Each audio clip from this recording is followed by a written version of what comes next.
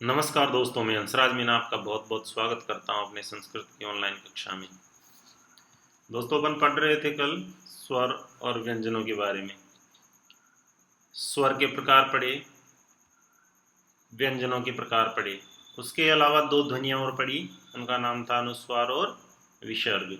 उनके बारे में जाना। फिर करते करते अपन आए शब्द पर। शब्द क्या होते हैं, यानी कि स्वर और व्यंजन के सार्थक मेल को क्या कहते हैं? शब्द कहते हैं। अब आते हैं वर्ण विन्यास। वर्ण विन्यास क्या होता है उसके बारे में जानें। वर्ण विन्यास शब्द में आए वर्णों को क्रम से, किससे? क्रम से अलग अलग करने को क्या कहते हैं? वर्ण विन्यास कहते हैं। अब शब्द को कैसे अलग अलग करें? क्रम क्रम ये इन्होंने कहा है कि क्रम से। क्रम का मतलब है कि सीक्वेंस से। देखिए, मैं बता देता हूँ किस प्रकार से करना है। यहाँ पर अपन देखते हैं। कोई शब्द ले लेते हैं, जैसे कि मैं प्रथमः शब्द ले लेता हूँ। प्रथमः, एक मिनट में दिखा देता हूँ आपको। मैंने लिया प्रथमः। क्लियर? ये शब्द ले लिया मैंने। अब इसको अलग करना है अपन को। इसमें आप देख रहे हैं कि र जो है वो नीचे की साइड में है। एक होता है इस प्रकार से, जो ऊपर की साइड ऊर्ध्वागमनम बोलते हैं। ये नीचे की साइड में, जो नीचे की साइड में र होता है वो पूरा र होता है, यानी कि जिस उसमें स्वर मिला हुआ होता है। और जो ऊपर की साइड में र होता है उसमें स्वर नहीं होता, स्वर रहित होता है। अब देखो, इसको अलग करते हैं। प र, क्योंकि पै के अंदर स्वर नहीं है, आधा आधा पै है। और र के अंदर क्या है? स्वर है, तो मैंने ए भी लिखा है र के आगे। ये तो प्र हो गया, हो गया प्र। अब है थ हलंत और अ, ये थ हो गया। और फिर है म हलंत और य, विसर्ग है इसका। तो ये क्या हो गया? म हो गया। ये प्रथम है। मैंने क्रम से किया ना, पहले प्र को लिया, फिर थ को लिया, और फिर मैं को लिया। इस प्रकार से इसे कहते हैं क्रम से अलग अलग करना। उसे क्या कहेंगे? वर्ण विन्यास। क्लियर? आगे देखिए, अब देखते हैं। हाँ, यहाँ पर दे रखा है, उदाहरण के रूप में दे रखा है, अपन ने समझा उसी प्रकार से। बालक है। अब बालक को इन्होंने वर्ण विच्छेद किया है, यानी कि वर्ण विन्यास किया है। तो देखिए, बा बा को लिया, ब को हलंत किया, आ बा बन गया। क्लियर?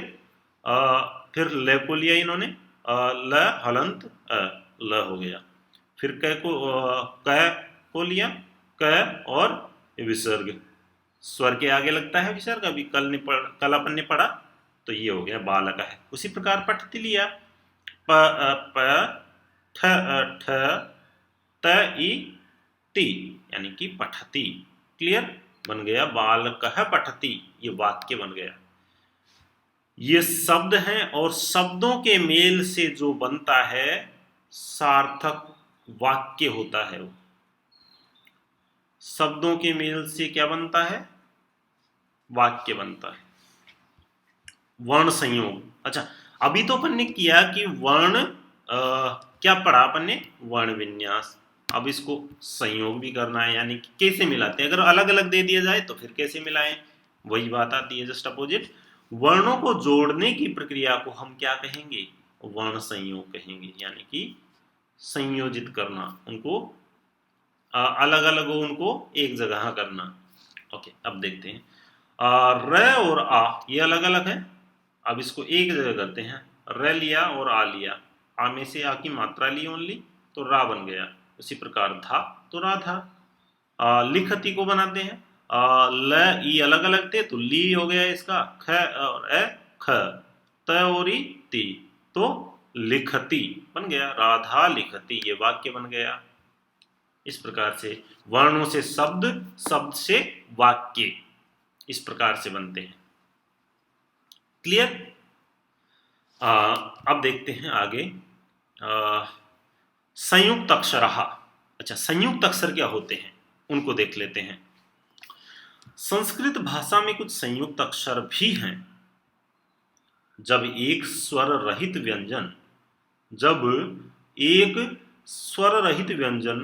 दूसरे व्यंजन से जुड़कर एक स्वर रहित व्यंजन दूसरे व्यंजन से जुड़कर एक अक्षर बनता है।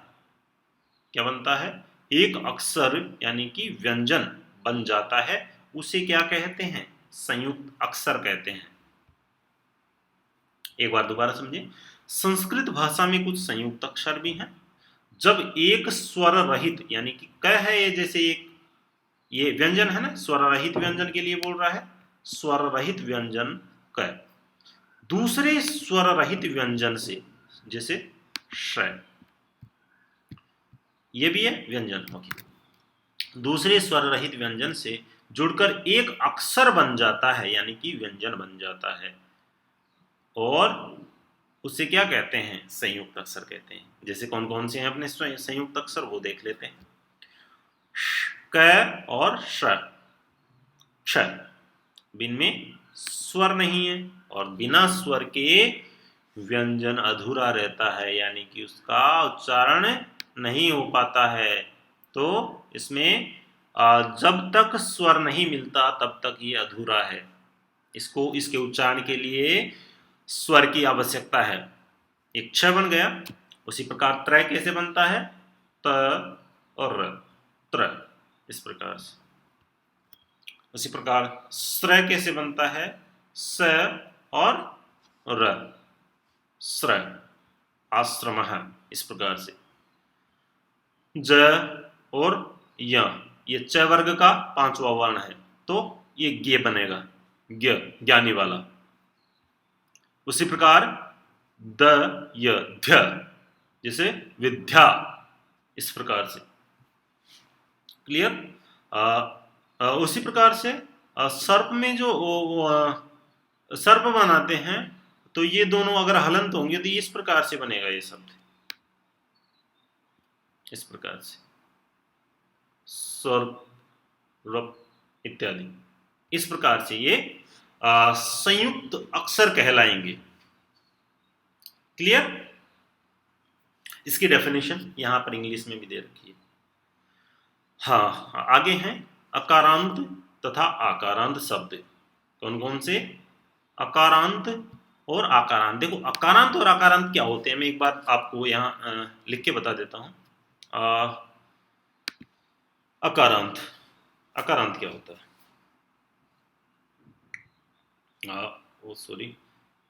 अकारांत क्या होता है? अकारांत मैंने अब जब अकारांत और आकारांत पढ़ाया था तब भी बताया था। अकारांत, एक तो अकारांत हो गया और एक आकारांत हो गया, ये हो गया। अकारांत का मतलब अ जिसके अंत में हो, अ जिसके क्या हो? अंत में हो। और आकारांत मतलब आ जिसके अंत में हो, आ अंत, आकारांत, इस प्रकार। क्लियर? अ जिसके अंत में हो अकारांत, और आ जिसके अंत में हो वो क्या कहलाएगा? अकारांत। जैसे राधा है, यहां पर देखिए, ये राधा, ये आकारांत हो गया, राधा आकारांत हो गया। और जो बालक शब्द है वो अकारांत शब्द हो गया। राम शब्द है वो भी अकारांत शब्द है, क्योंकि उसके अंत में क्या है? अ है, इसलिए। आगे देखते हैं। अब उपर्युक्त दोनों वाक्यों पर विचार करते हैं। बालकः पठति और राधा लिखति। ऊपर पढ़ा पन्ने, ये राधा लिखती, और ऊपर था बालकः पठति, इस प्रकार से था। क्लियर? इनमें दो मूल संज्ञा शब्द हैं। अच्छा, संज्ञा किसे कहते हैं? किसी के नाम को, किसी के वस्तु के नाम को,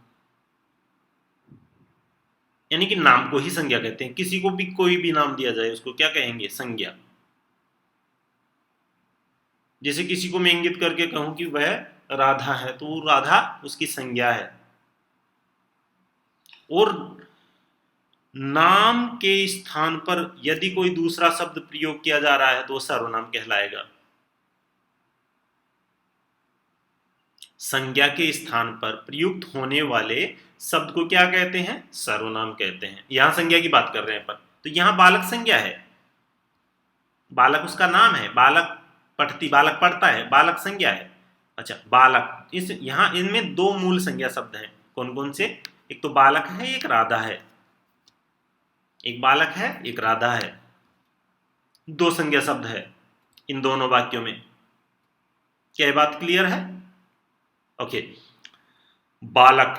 अच्छा, यहां देखिए अकारांत कैसे हुआ ये? लास्ट वाले शब्द को, लास्ट वाले वर्ण को अपन को अलग करना है। क को अलग करिए, क हलंत हो जाएगा और उसमें ए निकल के आएगा। ये अंत में निकला है, यानी कि अंत के अंदर ए है, तो ये अकारांत शब्द हो गया। अकारांत वे शब्द होते हैं जिनका अंतिम अक्षर क्या हो? अ हो। तो इसमें अंतिम अक्षर ए हो गया, तो ये क्या हुआ? अकारांत हो गया।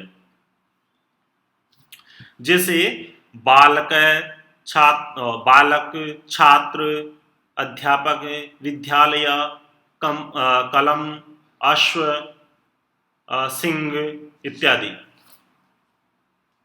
ये क्या हो गए? अकारांत हो गए। उसी प्रकार अकारांत राधा है यहां पर, तो राधा में देखिए इस धा को अलग कर लीजिए, अंत में जो निकल के आ रहा है वो क्या होगा? जो भी शब्द होगा वो अकारांत या अकारांत होगा। इस प्रकार से धा को अलग करते हैं, धलंत हो गया और उसमें से आ निकाल लिया, धा हो गया, तो अकारांत शब्द हो गया ये। तो अकारांत वे शब्द होते हैं जिनका अंतिम अक्षर क्या होता है? आ। तो यहां पर अंतिम अक्षर क्या निकल के आया? आ निकल के आया। इस प्रकार से जैसे माला, लता, अध्यापिका, शाखा, दिव्या, बालिका, वाटिका आदि भी अकारांत शब्द हैं। इनके अंतिम अक्षर को आप अलग कर कर देखेंगे और बताएंगे कि ये अकारांत है या अकारांत है। क्लियर? अब एक चीज और आती है, वो है इकारांत। इकारांत शब्द, इकारांत के बाद में उकारांत, ऋकारांत इत्यादि। क्लियर? अब इकारांत शब्द के बारे में देख लेते हैं। इकारांत, ये देखिए कवि।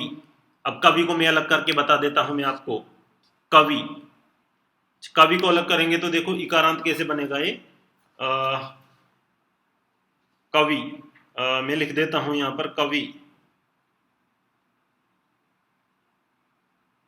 कवि, एक सेकंड, कवि,